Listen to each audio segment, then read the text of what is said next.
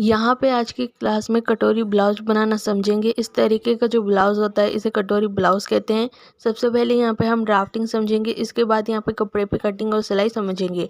यहाँ पे ड्राफ्टिंग समझना ज़रूरी है। अगर हमें ड्राफ्टिंग बताए तो छोटे हो या बड़े जब चाहो हर साइज़ में कटिंग और सिलाई दोनों यहाँ पे कर पाओगे। तो यहाँ पे पहले ड्राफ्टिंग समझेंगे, इसके बाद कपड़े पे कटिंग और सिलाई समझेंगे। ब्लाउज बनाने के लिए यहाँ पे कुछ माप चाहिए होगा, ये माप मैंने आपको समझाने के लिए लिखा है। जैसे कि लंबाई है 14 इंच, तीरा है 12 इंच। आर्म होल कैसे निकालते हैं यहाँ पे बताऊंगी। छाती है यहाँ पे 36 इंच, कमर माप है 34 इंच, पॉइंट है यहाँ पे 12 इंच।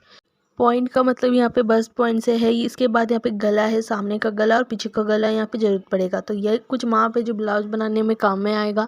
सबसे पहले हम यहाँ पर फ्रंट पार्ट समझेंगे। ये फ्रंट पार्ट है, ये बैक पार्ट है। फ्रंट पार्ट बनाने के लिए यहाँ पे देखो, ये यहाँ से यहाँ तक ये है सीधी लाइन यानी कि फोर साइड। फोर साइड हमें लंबाई का फॉर्मूला स्टार्ट करना है। लंबाई है यहाँ पे 14 इंच। यहाँ पे लंबाई का फॉर्मूला है लंबाई प्लस 1 इंच, यानी कि जो भी ब्लाउज की लंबाई है हम वो लेंगे प्लस 1 इंच और यहाँ पे ऐड कर देंगे। तो 14 इंच में हम 1 इंच ऐड करेंगे, ऊपर से नीचे तक ये हो जाएगा 15 इंच। ऊपर से नीचे तक ये हो गई हमारी लंबाई। यहाँ पे चाहे हर साइज़ के लिए ब्लाउज बना रहे हो आपको 1 इंच यहाँ पे ऐड करना होगा। यहाँ से यहाँ तक हमारी लंबाई निकल जाएगा।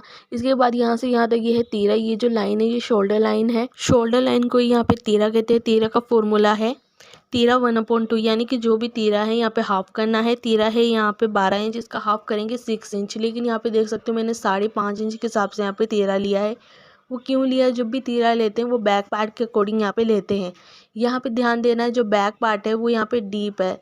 यहाँ पे जब भी हमारा बैक पार्ट डीप होता है तो तीरा भी हमें उसी हिसाब से यहाँ पे लेना होता है, क्योंकि बैक पार्ट जितना बड़ा होता जाएगा तीरा भी उसी हिसाब से यहाँ पे छोटा होता चला जाएगा। इसीलिए यहाँ पे मैंने 5.5 इंच लिया है अभी के लिए। यहाँ से यहाँ तक 5.5 इंच पे मैंने मार्क किया है। इसके बाद ये वाली जो लाइन है इसे आर्मोल लाइन कहते हैं। आर्मोल यहाँ पे बता नहीं है। यहाँ पे जो भी तीरा है हम हाफ कर देंगे। तीरा है 12 इंच, 12 का हाफ करेंगे 6 इंच। तो ऊपर से नीचे तक यहाँ पे 6 इंच पे मार्क करेंगे। इस तरीके से यहाँ पे आसानी से आर्मोल लाइन निकाल सकते हो। ऊपर से नीचे तक मैं 6 इंच पे मार्क करूँगी। जहाँ से आर्मोल लाइन ख़त्म होता है उसी के नीचे ये वाली जो लाइन है इसे चेस्ट लाइन कहते हैं। यहाँ पे चेस्ट है 36 इंच। चेस्ट का फॉर्मूला छाती 1/4, यानी कि जो भी चेस्ट की गोलाई है उसे हम 4 से डिवाइड करेंगे। चेस्ट है 36 इंच, 4 से डिवाइड करने पर आया यहाँ से यहाँ तक 9 इंच। एक चीज़ ध्यान देना है, मैं कहाँ ये वाली जो लाइन है सिलाई मार्जिन है, मैं यहाँ तक की बात कर रही हूँ। यहाँ से लेकर यहाँ तक ये हो गई हमारी 9 इंच। इस तरीके से आप चेस्ट का फॉर्मूला यहाँ पे आसानी से निकाल सकते हो। इसके बाद यहाँ से यहाँ तक हमें कमर लाइन चाहिए होगा। कमर लाइन लेना है। यहाँ से यहाँ तक हमारा जो चेस्ट आया था 9 इंच, यहाँ से यहाँ तक हम 9 इंच पर मार्क करेंगे और इस लाइन को यहाँ पे मिला देंगे, क्योंकि कमर की जो फिटिंग होती है वो हम यहाँ बाद में एडजस्ट कर लेंगे। इसलिए जो चेस्ट लाइन है वही लाइन मैं कमर लाइन के लिए यहाँ पे ली हूँ। इसके बाद यहाँ से 1.5 इंच बढ़ाएंगे, नीचे से 1.5 इंच बढ़ाएंगे, ऊपर से नीचे तक इस लाइन को मिला देंगे। ये है 1.5 इंच सिलाई मार्जिन जो लूज़ और टाइट करने के लिए काम में आएगा।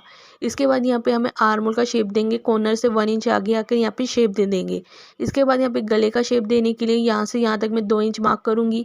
इसके बाद यहाँ पे लेंथ लेना होगा। लेंथ यहाँ पे मैं गले के लिए 6 इंच ले रही हूँ।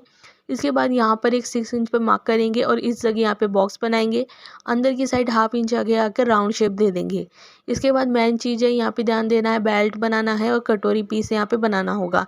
यहाँ पे हमें बेल्ट बनाना होगा। बेल्ट बनाने के लिए पॉइंट माप देखेंगे तो यहाँ से यहाँ तक हमें इसका निशान लगाना होगा। यहाँ पे ध्यान देना है, जो पॉइंट माप है वो यहाँ पे 9.5 इंच है, प्लस यहाँ पे पॉइंट का फॉर्मूला यूज़ करेंगे पॉइंट प्लस 2.5 इंच, यानी कि जो भी पॉइंट है हम उसमें 2.5 इंच ऐड करेंगे। मेरे यहाँ से यहाँ तक 12 इंच आ रहा है। तो यहाँ पे ध्यान देना है कैसे लेना है। यहाँ जो बेल्ट का शेप है ये शेप देना ज़रूरी है। उसके लिए यहाँ पर सबसे पहले हम इंची टेप यूज़ करेंगे। यहाँ पे देखिए, अगर आपको पॉइंट माप बताए तो पॉइंट का फॉर्मूला यूज़ करेंगे पॉइंट प्लस 2.5 इंच। यहाँ पे पॉइंट है यहाँ पे 9.5 इंच और यहाँ पर हम 2.5 इंच और ऐड करेंगे, यानी कि 12 इंच। तो 12 इंच की दूरी पर हमें बेल्ट बनाना है। ऊपर इस तरीके से यहाँ पे शोल्डर लाइन में इंची टेप को रखेंगे और 12 इंच आ रहा है यहाँ से ऊपर से नीचे तक 12 इंच पे मार्क करेंगे। जहाँ पर मार्क किया है उस लाइन को यहाँ पे सीधा कर देंगे। ये हो गया पहला तरीका। दूसरा तरीका, अगर आपको पॉइंट माप नहीं बताए तो नीचे से 3 इंच, नीचे से 3 इंच लेंगे और इस लाइन को यहाँ पे मिला देंगे। इतना करने के बाद यहाँ पे बेल्ट का जो गैपिंग है वो अच्छे से तैयार हो जाएगा। इसके बाद यहाँ पे मेन चीज़ है कटोरी पीस बनाना। तो यहाँ से यहाँ तक देखिए चेस्ट है 36 इंच। चेस्ट के अकॉर्डिंग ही यहाँ पे कटोरी ब्लाउज यहाँ पे बनाना पड़ता है। तो कटोरी पीस बनाने के लिए यहाँ पे अगर चेस्ट 36 इंच है तो यहाँ से यहाँ तक मैं 5.5 इंच ले रही हूँ। अब चाहो तो 6 इंच यहाँ पे ले सकते हो। यहाँ पे मैंने 5.5 इंच यहाँ पे मार्क किया है। जहाँ पर मार्क किया ये वाली लाइन यहाँ से यहाँ तक 3 इंच बढ़ाएंगे, यहाँ से यहाँ तक 3 इंच बढ़ाएंगे। इसके बाद हम इसका हाफ करेंगे। यहाँ पर हाफ आ रहा है, यहाँ पे 2.5 इंच मार्क करके राउंड शेप दे देंगे।